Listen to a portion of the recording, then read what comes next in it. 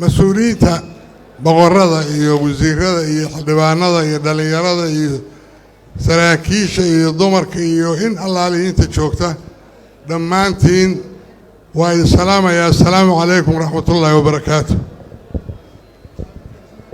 midda labaad, mudanayaal iyo marwooyin, walaalayaal, waxaan marka hore rabaa inaan idiin sheego. horta hadal badan baa iga hormarayoo hadalkii waxa laalay waxaan odhan lahaa waa la yidhi. hadda waxaan dib ugu laabtaa waa wax iska yar. waxaan keliya oo rabaa inaan maanta aan habkii ka yara duwan aan awal ku maaragtay dhaqmi jirnay ama dowladihii aan soo marnay ka yara beddelan oo magaciisa la yidhaahdo war kitaabka qur-aanka wax lagu maamulo. kitaabka macnihiisu ma aha in sida dadka qaarkii u qaatoo la yidhaahdo wax walba dee qaala iyo qiila in la isku khilaafo oo maaragtay dadkii diintii inta axsaab camal loo isticmaalay aad moodo maaragtay muqtadiyan iyo ma'muuman ninba war waa isku mid iyo waa kala laba la kala leeyahay. weligay maanu arag maanta ka hor dadkoo dhan waxay isku haystaan muqtadiyan ma'muuman waa kala laba iyo waa isku mid. bisinkaa kor loo qaadaa iyo hoos baa loo qaadaa. waxay isku haystaan culummada diinta lama arko. axsaab bayna noqotay diintii oo dhan waxaa laga dhigay axsaab tiro badan. in axsaabtaa laga daayo diinta oo kitaabkeenna iyo qur-aanka aan qaadanno oo ilaahay darti iyo midnimadeeda iyo allaha na uuntay baryadiisa aan ku noolanaan rabnaa. cid kaloo la baryaa ma jirto, ilaahay baa la baryaa. laa xawla walaa quwata ilaa billaah. war afkaan u dhacnay god baan ku sii soconnaa. waxaad mooddaa maaragtay in laga tegay toobaddii oo dadkii ay maado xoolo iyo maaragtay diin lagu raadinayo jago iyo maaragtay qabiil lagu raadinayo maaragtay jago lagu raadinayo ummaddii oo la kala soocay.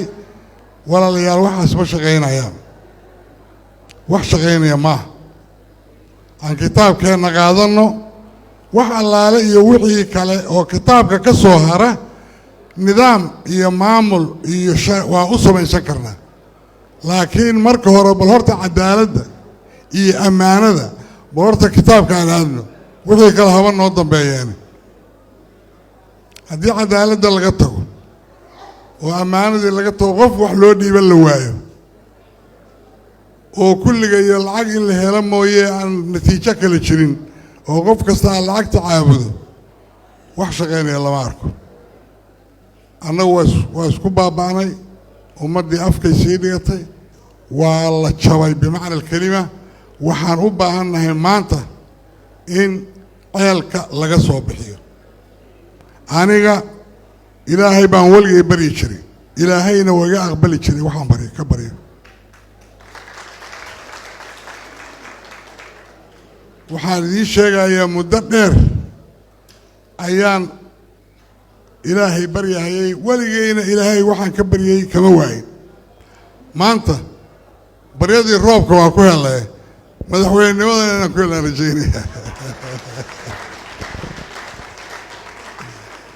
markaan madaxweyne noqdana waxaan ballan qaadayaa wax allaaliya waxaan qabanaya ilaahay dartii inaan u qabto, ummaddayda u qabto, dadkayga wax ugu qabto. aan cimrigayga inta ka hartay haddaan noolaado aan ummaddayda ugu shaqeeyaan doonaya.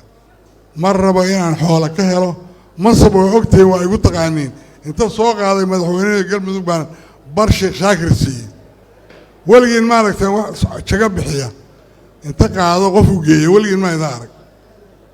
waa laygula yaabay. dowladda federaalka hore waa igula dirirtay waad ogeedeen wixiina kala raacay. galab baan ka carraabay iyadoo saas yaa inaan diiday in xabadi dhacdo daraaddeed baan uga tegey. ma jecli inaan xabad horboodo.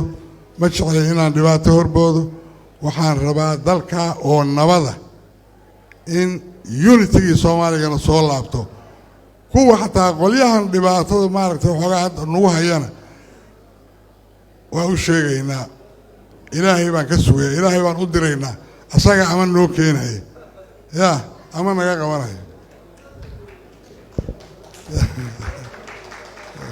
إلا تور ما هاي إنه يسوقن هاي وريه دمانتي أنا مرة هذا كنا شيء صومالي كتاب كاسا نوم مدة كتاب كاسا نوم مدة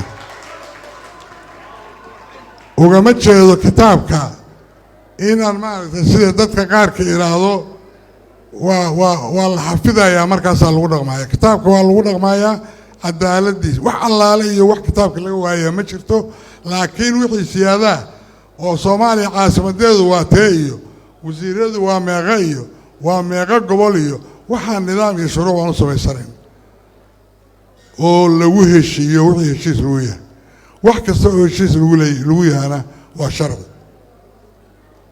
ولا ليال أنا وحان xildhibaanada sharafta loo yimidna waan u malaynayaa inaan ka heli doono boqolkiiba 90 aniga waa hubaa inaan madaxweyne noqonayo runtaan idiin sheegaya ma maqlaysaan ma maqlaysaan kulligiin madaxweyne anaan noqonayo ama rumaysta ama rumaysanina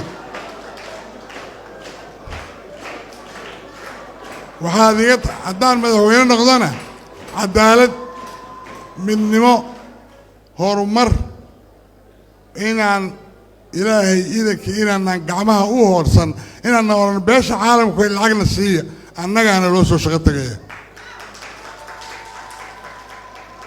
annagaana loo soo shaqo tagayaa annagaa dadka qaxootiga hoosta garayno haynayn marna kuwa yaga maqanna waa keensanayna carruurtayda dadkayga kulligood waa la soo noqonayna 3 sano ha la ii qabta aniga inaan soo celiyo Soomaaliya oo dhan isku keeno maanta meel igu qora meel kastana waa ka sheegaya hayla yaabinina haddaan boodan yaraado waxbaan ogahay ilaahay baan baryahayaa waana sheegayaa madaxweynenimada wassalaamu calaykum waraxmatullaahi wabarakaatu